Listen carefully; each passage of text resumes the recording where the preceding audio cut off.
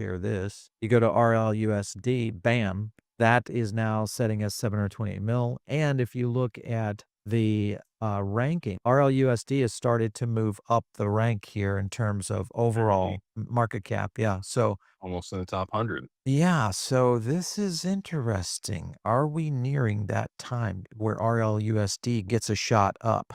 What are your thoughts? Ripple's got a bunch of partners, and they've partnered with BNY to be able to facilitate the treasury for Yep. ROUSD. I think it depends on the ripple effect.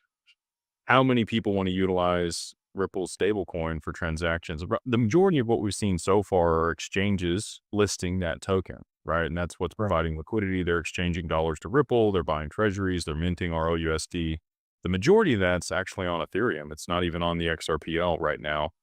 I know some people have, concerns about that. I'm not overly concerned about that. That's where the liquidity is, and most of these people are transacting stable coins.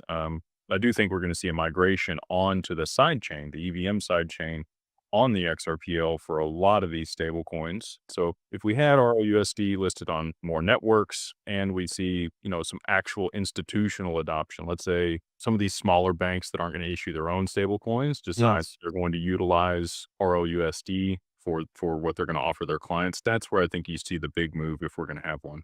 Mhm.